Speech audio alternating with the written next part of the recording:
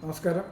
ഞാൻ ഇന്നത്തെ വീഡിയോ ചെയ്യുന്നത് കഴിഞ്ഞ ദിവസത്തെ എൻ്റെ വീഡിയോകൾ കണ്ടവർക്ക് വരാവുന്ന ഒരു സംശയം. അതായത് ഞാൻ പറഞ്ഞു, നമ്മുടെ ശരീരത്തിലെ പ്രവർത്തനങ്ങൾ മുഴുവൻ നിയന്ത്രിക്കുന്നത് ഇലക്ട്രിസിറ്റി വഴിയാണ്.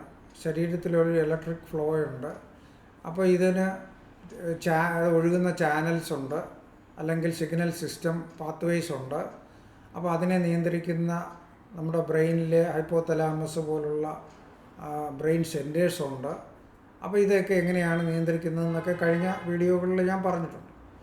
അപ്പോൾ ഈ ബയോ ക്ലോക്കുകൾ വഴിയാണെന്നും നമ്മുടെ ഗ്രന്ഥികളിലും അവയവങ്ങളിലുമൊക്കെ ബയോ ക്ലോക്കുകൾ, പെരിഫറൽ ബയോ ക്ലോക്കുകൾ ഉണ്ടെന്നും, അപ്പോൾ അവയ്ക്ക് നമ്മുടെ ശരീരത്തിലെയും പുറത്തെയും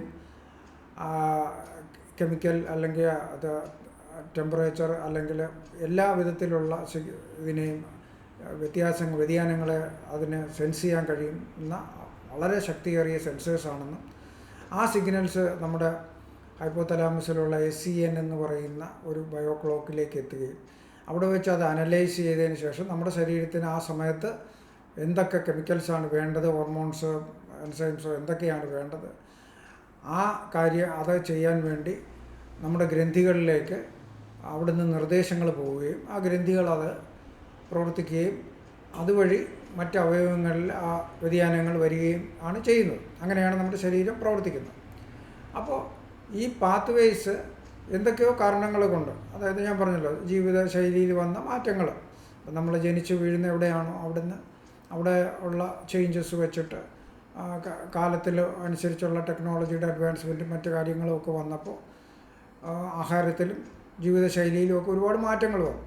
പക്ഷേ ആ മാറ്റങ്ങൾ വന്നപ്പോൾ നമ്മുടെ ശരീരത്തിലെ ജനറ്റിക് ഘടനയ്ക്ക് അത് ഉൾക്കൊള്ളാൻ കഴിയാതെ വരുമ്പോഴാണ് ഈ സിഗ്നൽ സിസ്റ്റം തെറ്റുന്നത്.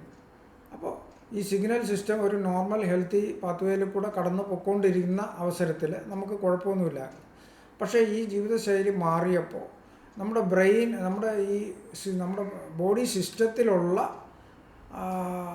സിഗ്നൽ സിസ്റ്റത്തിന് ഒരു കൺഫ്യൂഷൻ വന്നു. അപ്പോൾ നമ്മുടെ ഈ സർക്കേഡിയൻ റിതം തെറ്റിച്ചുള്ള ജീവിതശൈലി, അതുപോലെ ഓരോ ശരീരത്തിന് വ്യത്യാസമായിട്ടുള്ള കാര്യങ്ങളുണ്ട്. അപ്പോൾ അതിന് പറ്റാത്ത കാര്യങ്ങൾ വരുമ്പോൾ അത് കൺഫ്യൂഷനാവും. അപ്പോൾ അങ്ങനെ സിഗ്നൽ തെറ്റി ഒരു ഓൾട്ടർനേറ്റായിട്ടുള്ള അൺഹെൽത്തി ആയിട്ടുള്ള ഒരു ട്രാക്ക് ഫോം ചെയ്യും. അത് സമയം എടുക്കും, ഒരു മാസങ്ങളും വർഷങ്ങളും എടുത്താണ് ആ ട്രാക്ക് ഫോം ചെയ്യുന്നത്. പിന്നെ പതിയെ ആ ഒരു ഒറിജിനലായിട്ടുള്ള ഹെൽത്തി ട്രാക്ക്സ് അല്ലെങ്കിൽ സിഗ്നൽ സിസ്റ്റത്തിൻ്റെ ആ ട്രാക്ക് വളരെ ഇൻസിഗ്നിഫിക്കൻ്റാണ്. അതിൽ കൂടെ സിഗ്നൽസ് പോകാതെയാണ്. അപ്പോൾ ഇങ്ങനെ വരുന്ന അവസ്ഥയിലാണ് നമുക്ക് ക്രമേണ നമ്മൾക്ക് അസുഖങ്ങൾ വരുന്നതും നമ്മുടെ ഓരോ അവയവങ്ങളെ ബാധിക്കുന്നതും നമ്മുടെ മൊത്തത്തിൽ ഉള്ള ശരീരത്തെ ബാധിച്ച് നമുക്ക് ലൈഫ് സ്റ്റൈൽ ഡിസീസസ് വരുന്നത്, അല്ലെങ്കിൽ ഓട്ടോഇമ്യൂൺ ഡിസീസൊക്കെ വരുന്നത്. അപ്പോൾ ഈ ഓൾട്ടർനേറ്റ് ആയിട്ട് ഡെവലപ്പ് ചെയ്ത ഈ അൺഹെൽത്തി ആയിട്ടുള്ള സിഗ്നൽ സിസ്റ്റത്തെ എങ്ങനെയാണ് ഹെൽത്തി സിഗ്നൽ സിസ്റ്റത്തിലെ അല്ലെങ്കിൽ ട്രാക്കിലേക്ക് മാറ്റുന്നത് എന്ന് കഴിഞ്ഞ വീഡിയോകളിൽ ഞാൻ എക്സ്പ്ലെയിൻ ചെയ്തിരുന്നില്ല. അപ്പോൾ അത് എക്സ്പ്ലെയിൻ ചെയ്യാനാണ് ഞാൻ ഈ വീഡിയോ ചെയ്യുന്നത്. അതായത് നമ്മൾ അക്യുപഞ്ചറിൻ്റെ നാഡി സിസ്റ്റം ഉപയോഗിച്ചിട്ടാണ് നമ്മൾ ഈ സിഗ്നൽ പാത്വേസ് ചേഞ്ചസ് കൊണ്ടുവരുന്നത്. അപ്പോൾ ഈ നാഡി സിസ്റ്റം എന്ന് പറയുമ്പോൾ, അക്യുപഞ്ചർ എന്ന് കേൾക്കുമ്പോൾ എല്ലാവരും പെട്ടെന്ന് ചൈന മനസ്സിൽ വരും. പക്ഷേ ആക്ച്വലി ഇത് നമ്മുടെ തമിഴ്നാട്ടിൽ നിന്ന് പണ്ട് പോയ നാഡി ശാസ്ത്രം തന്നെയാണ്. അത് ആണ് അവിടെ പോയിട്ട് ചൈനയിലൊക്കെ വ്യാപിച്ചിട്ട് അവിടെ നിന്ന് തിരിച്ച് അക്യുപഞ്ചർ എന്നുള്ള രീതിയിലൊക്കെ വന്നത്. അപ്പോൾ നാഡി സിസ്റ്റം സെയിം തന്നെയാണ്, വർമ്മ നാഡി സിസ്റ്റം തന്നെയാണ് നമ്മൾ ഉപയോഗിക്കുന്നത്. അപ്പോൾ ഈ നാഡി എന്ന് പറയുമ്പോൾ എനർജി പാത്വേസ് എന്നേ ഉള്ളൂ അതിൻ്റെ അർത്ഥം. അപ്പോൾ ആ എനർജി പാത്വേസിൽ നമുക്ക് ചില അക്സസ് പോയിൻറ്റുകളുണ്ട്, കയ്യിലും കാലിലുമൊക്കെ. ആ അക്സസ് പോയിൻറ്റിൽ കൂടെ നമുക്ക് ഈ നാഡിയെ ഡയഗ്നോസ് ചെയ്യാൻ പറ്റും. നാഡിയിൽ എന്തെങ്കിലും കുഴപ്പമുണ്ടോ, അതിൽ വേരിയേഷൻസ് ഉണ്ടോ, അത് ഏതൊക്കെ അവയവങ്ങളെയാണ് ബാധിച്ചിരിക്കുന്നത്, ഇതൊക്കെ നമുക്ക് മനസ്സിലാക്കാൻ പറ്റും. അതെങ്ങനെയാണ് മനസ്സിലാക്കുന്നതെന്ന് വെച്ചാൽ നാഡിയിൽ നമുക്ക് അറിയാൻ പറ്റും. ഓരോ നാഡികളിൽ ഇപ്പം 12, ശരിക്കും നമുക്ക് 72,000 നാഡികളുണ്ട്. അതിൽ നമ്മൾ പ്രധാനപ്പെട്ട ഒരു 10-12 നാഡിയാണ് നമ്മൾ ഉപയോഗിക്കുന്നത്. ഈ കാര്യത്തിന് വേണ്ടി. അപ്പോൾ ഇതിൽ നമ്മളത് കയ്യിൽ നോക്കിക്കഴിഞ്ഞാൽ നമുക്ക് ഓരോ നാഡിയിലും വന്ന വ്യതിയാനങ്ങൾ, അപ്പോൾ ഓരോ അവയവങ്ങളിൽ അല്ലെങ്കിൽ ഗ്ലാൻസിലൊക്കെ പോകുമ്പോൾ അതിന് വന്നിട്ടുള്ള വ്യതിയാനങ്ങൾ, അത് പഞ്ചഭൂതങ്ങളുടെ സന്തുലിതാവസ്ഥയെ എങ്ങനെ ബാധിച്ചു, നമ്മുടെ ഓരോ കോശങ്ങളിലാണെങ്കിലും അല്ലെങ്കിൽ ഓരോ ടിഷ്യൂസ് എടുത്താലും ഓരോ ഓർഗൻ സിസ്റ്റം എടുത്താലും അതിനകത്ത് ഈ പഞ്ചഭൂതങ്ങൾ, അതായത് ഈ വായു, അഗ്നി, ആകാശം, ഭൂമി, ജലം, ഇങ്ങനെയൊക്കെ ഉണ്ടല്ലോ. അപ്പോൾ ഇതിൻ്റെ ഒരു പ്രൊപ്പോർഷനുണ്ട്. ഈ പ്രൊപ്പോർഷൻ 72% ജലം, അല്ലേ, 8% അഗ്നി, ഇങ്ങനെ ഈ പ്രൊപ്പോർഷൻ തെറ്റിയാൽ, ആ കറക്റ്റ് പ്രൊപ്പോർഷനിൽ ഓരോ കോശങ്ങളിലും ഓരോ അവയവങ്ങളിലും ആ പഞ്ചഭൂതങ്ങളുടെ പ്രൊപ്പോർഷൻ തെറ്റാൻ പാടില്ല. ആ പ്രൊപ്പോർഷൻ തെറ്റുമ്പോൾ നമുക്ക് അസുഖം വരും. ഈ പ്രൊപ്പോർഷൻ തെറ്റുന്നത് നാഡി തെറ്റുമ്പോഴാണ്. നാഡി എന്ന് പറഞ്ഞാൽ വേറെ ഒന്നുമില്ല, സിഗ്നൽസ്. പണ്ട് ആൾക്കാർ നാഡി എന്നുള്ള പേര് പറഞ്ഞു, ഇപ്പോൾ ആളുകൾ പറയും സിഗ്നൽ. അപ്പോൾ ഈ സിഗ്നൽ, ഇലക്ട്രിക് സിഗ്നൽ പാത്വേസ്. അപ്പോൾ ഈ സിഗ്നൽ പാത്വേസ് നമുക്ക് എങ്ങനെ കറക്റ്റ് ചെയ്യാൻ പറ്റും? നാഡിയിലൂടെ നമുക്ക് കറക്റ്റ് ചെയ്യാൻ പറ്റും. ഈ നാഡിയിൽ നമുക്ക് കറക്റ്റ് ചെയ്ത് കഴിഞ്ഞാൽ ആദ്യം ഡയഗ്നോസ് ചെയ്യും, പിന്നീട് അത് കറക്റ്റ് ചെയ്യും. ആ കറക്റ്റ് ചെയ്ത് കഴിഞ്ഞാൽ ഇത് അതുപോലെ സ്ഥായിയായി കിടക്കണമെന്നില്ല. ഇപ്പോൾ നമ്മൾ കറക്റ്റ് ചെയ്ത് കഴിഞ്ഞ് ഒരു നോർമൽ, ഒരു ഹെൽത്തി ആയിട്ടുള്ള ഒരു സിഗ്നൽ പാത്വേസ് നമ്മൾ ശരിയാക്കി വെച്ചു ഒരു ശരീരത്തിൽ. പക്ഷേ അത് നീണ്ടു നിൽക്കണമെന്നില്ല. അപ്പോൾ അതിനെ തെറ്റിക്കുന്ന ഘടകങ്ങളുണ്ട്. അതായത് ഈ സർക്കേഡിയൻ റിതം തെറ്റുമ്പോഴും അല്ലെങ്കിൽ ജീവിതശൈലിയിൽ ആരോഗ്യകരമല്ലാത്ത കാര്യങ്ങൾ വരുമ്പോഴും അത് ഓരോ ശരീരത്തിനും വ്യത്യസ്തമായിരിക്കും. ഒരു വീട്ടിൽ തന്നെ 4 പേരുണ്ടെങ്കിൽ 4 പേരുടെയും ശരീരഘടന ചിലപ്പോൾ വ്യത്യാസമായിരിക്കും. അപ്പോൾ അങ്ങനെ വരുമ്പോൾ 4 പേർക്കും 4 രീതിയിലുള്ള നാഡീ വ്യവസ്ഥയൊക്കെ ആയിരിക്കുമല്ലോ.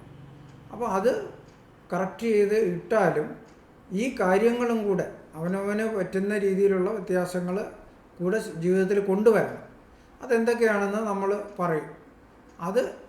അത് കറക്റ്റായിട്ട് അനുസരിച്ച് കഴിഞ്ഞാൽ നമുക്ക് ആ ഹെൽത്തി സിഗ്നൽ പാത്വേസ് മെയിൻറ്റെയിൻ ചെയ്യാൻ പറ്റും. അപ്പോൾ ഇത് എത്ര ദിവസം മെയിൻറ്റെയിൻ ചെയ്യണമെന്ന് വെച്ചാൽ കുറഞ്ഞത് 90 ദിവസം നമുക്ക് മെയിൻറ്റെയിൻ ചെയ്യണം. അതായത് ഒരു മണ്ഡലകാലം എന്ന് പറയും. ഈ 90 ദിവസം മെയിൻറ്റെയിൻ ചെയ്താൽ പിന്നീട് അത് മാറത്തില്ല. അപ്പോൾ ആ 90 ദിവസം കൊണ്ട് ആ പഴയ, അതായത് അൺഹെൽത്തി ആയിട്ടുള്ള ആ ട്രാക്ക് അത് ക്രമേണ മാഞ്ഞു പോവുകയും നമ്മുടെ ആ ഹെൽത്തി ട്രാക്ക് സിഗ്നൽ സിസ്റ്റം കുറച്ചും കൂടെ എസ്റ്റാബ്ലിഷ്ഡ് ആവുകയും ചെയ്യും. അപ്പോൾ പിന്നീട് നമ്മൾ അഥവാ നമ്മുടെ ചെറിയ വ്യത്യാസങ്ങളോ മാറ്റങ്ങളോ ഒക്കെ വന്നാൽ പോലും നമുക്ക് ആ അസുഖം പിന്നീട് തിരിച്ചു വരാതിരിക്കും. അപ്പോൾ ഇതാണ് ഈ നമ്മുടെ ജീവിതശൈലി രോഗങ്ങളാണെങ്കിലും ഓട്ടോ ഇമ്മ്യൂൺ ഡിസീസൊക്കെ ആണെങ്കിലും ഇതിൻ്റെ മൂല കാരണം ഇത് തന്നെയാണ്. ഇതിങ്ങനെയാണ് മാറ്റാൻ കഴിയുക. പക്ഷേ നമുക്ക് ഇപ്പോൾ ഇതൊന്നും ഈ ചികിത്സയിൽ കൂടെ അല്ലെങ്കിൽ ഈ ഇങ്ങനെയുള്ള കാര്യങ്ങളിൽ കൂടെ കടന്നു പോകാത്തവർക്ക് തീർച്ചയായിട്ടും മരുന്നിൻ്റെ സഹായവും മറ്റ് മെഡിക്കൽ ഇൻ്റർവെൻഷൻസിൻ്റെ സഹായവും കൂടിയാലേ അവർക്ക് ജീവിക്കാൻ പറ്റുള്ളൂ. ഇപ്പം നൊക്ടേണൽ ശ്വാസം മുട്ടലുണ്ട്, അതായത് സ്ലീപ്പ് അപ്നിയ എന്ന് പറയും. രാത്രി ഉറങ്ങുമ്പോഴത്തേക്ക് ശ്വാസം കിട്ടത്തില്ല, ഓക്സിജൻ കിട്ടത്തില്ല ഉറക്കത്തിൽ. അപ്പോൾ അങ്ങനെയൊക്കെ ഉള്ള ആൾക്കാർക്ക് എന്ത് ചെയ്യണം? മാസ്ക് വെച്ചേ പറ്റുള്ളൂ. അപ്പോൾ മാസ്ക് വയ്ക്കുന്നതിന് രക്ഷപ്പെടണമെങ്കിൽ ഉറങ്ങുമ്പോഴും വണ്ടി ഓടിക്കുമ്പോഴൊക്കെ അവർക്ക് ഓക്സിജൻ മാസ്ക് വെക്കേണ്ടി വരും. ഒരുപാട് പേരങ്ങനെ ചെയ്യുന്നുണ്ട്. ഇപ്പോൾ ഈ മാസ്കും കൊണ്ട് ആജീവാനന്ദം നടക്കും. പക്ഷേ ഇതിൽ നിന്ന് ഒരു രക്ഷ നേടാൻ ഈ സിഗ്നൽ സിസ്റ്റം കറക്റ്റ് ചെയ്താൽ കഴിയും. പക്ഷേ അതിന് 90 ദിവസം അവരുടെ ജീവിതത്തിൽ അതൊരു മാറ്റിവെക്കാൻ തയ്യാറാവണം കുറഞ്ഞത്. അപ്പോൾ ഈ 90 ദിവസം അവർ മാറ്റിവെക്കാൻ തയ്യാറായാലും ഓക്കെയാണ്. ഇപ്പോൾ ഒരു ആജീവാനന്ദം ഇത്രയും 10 കൊല്ലം 20 കൊല്ലം ചുമന്നുകൊണ്ട് കിടന്ന ഈ രോഗം ഇനിയും വീണ്ടും ഒരു 10-20 കൊല്ലം ചുമന്നുകൊണ്ട് നടക്കേണ്ടി വരുന്ന അവസ്ഥ ഒന്ന് ആലോചിച്ച് നോക്കും. അതിനേക്കാളും ഭേദമല്ലേ ഒരു 90 ദിവസം നമ്മൾ മാറ്റിവെക്കുക എന്ന് പറയുന്നത്. എത്രയെങ്കിലും വർഷങ്ങൾ ചുമന്നുകൊണ്ട് നടക്കേണ്ടി വരിക, അത് അനുഭവിക്കുക, ബുദ്ധിമുട്ട് അവരവർക്ക് മാത്രമല്ലല്ലോ, കുടുംബത്തിനും എല്ലാവർക്കും ബുദ്ധിമുട്ടല്ലേ. ചിലവും സമയവും എല്ലാം നഷ്ടമാകും. പിന്നെ സ്വാതന്ത്ര്യമില്ല, അല്ലേ? നമുക്ക് എല്ലാവരും ചെയ്യുന്ന കാര്യങ്ങൾ അസുഖങ്ങളുള്ളവർക്ക് ചെയ്യാൻ പറ്റും? ഒരിക്കലും ഇല്ല. ആഹാരം കഴിക്കാൻ പറ്റില്ല. അതുപോലെ തന്നെ മറ്റ് പല കാര്യങ്ങളും ലിമിറ്റേഷൻസ് വരും. അപ്പോൾ നിങ്ങൾക്ക് ഫ്രീഡം വേണമെന്നുണ്ടെങ്കിൽ ഒരു 90 ദിവസം ഒരു മണ്ഡലകാലം നിങ്ങൾ മാറ്റിവെക്കാൻ തയ്യാറാവുക.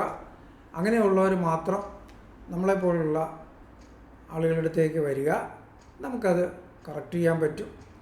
നിങ്ങളിന് മിക്കവാറും ഒരുപാട് മരുന്നുകളിൽ നിങ്ങളെ ഒഴിവാക്കി തരാൻ പറ്റും. നോർമൽ അവസ്ഥയിലേക്ക് കൊണ്ടുവരാൻ പറ്റും. നിങ്ങളുടെ ഇൻവെസ്റ്റിഗേഷൻ റിപ്പോർട്ട്സൊക്കെ നോർമലാവും. ഒരു 2-3 വർഷം കണ്ടിന്യൂസ് ആയിട്ട് നമ്മൾ റിവ്യൂ എടുത്തു കഴിഞ്ഞാലും നിങ്ങൾക്കത് തിരിച്ച് ആ രോഗം വരാത്ത അവസ്ഥയിലേക്ക് നിങ്ങൾ മാറിക്കിട്ടും. അപ്പോൾ അത് ഒരു വലിയ കാര്യമാണ്, പ്രത്യേകിച്ചും കേരളത്തെ സംബന്ധിച്ചിടത്തോളം. കാരണം ഏറ്റവും കൂടുതൽ ഡയബറ്റീസ് പോലുള്ള രോഗികളുള്ളത് കേരളത്തിലാണ്, ഇന്ത്യയിൽ വെച്ച് നോക്കുക. അതുപോലെ തന്നെ ഹാർട്ട് ഡിസീസ് ആണെങ്കിലും വൃക്ക രോഗങ്ങളാണെങ്കിലും ക്യാൻസറൊക്കെ ആണെങ്കിലും അംനേഷ്യ, ഈ ഡിമെൻഷ്യ പോലുള്ള രോഗങ്ങളൊക്കെയാണ് വളരെ പോപ്പുലറായിട്ട് വരിക. ഞാൻ പറഞ്ഞില്ലേ, സ്ലീപ്പ് അപ്നിയ, ഇതൊക്കെ വളരെ പണ്ടൊക്കെ വളരെ ഒരു 1,00,000 ഒരാൾക്കുണ്ടെന്ന് ഇപ്പോൾ ഒരുപാട് പേർക്ക് വരിക. അപ്പോൾ ഇതിൽ നിന്ന് ഇങ്ങനെ നമ്മളെ ജീവിതം നശിപ്പിക്കണോ, അതോ ആരോഗ്യമുള്ള വളരെ സ്വാതന്ത്ര്യത്തോടു കൂടി നമ്മൾ മരണം വരെ കഴിയണം? നിങ്ങളുടെ ഇഷ്ടമാണ്, നിങ്ങളുടെ ചോയ്സാണ്. അപ്പോൾ അങ്ങനെ ഉള്ളവർ മാത്രം നമ്മുടെ അടുത്ത് വരിക. അവർക്ക് ഒരു 90 ദിവസം ഡെഡിക്കേറ്റ് ചെയ്യാൻ കഴിയുകയാണെങ്കിൽ ഈ രോഗങ്ങളിൽ നിന്ന് പൂർണ്ണമായിട്ടും മുക്തി ലഭിക്കുന്നതാണ്.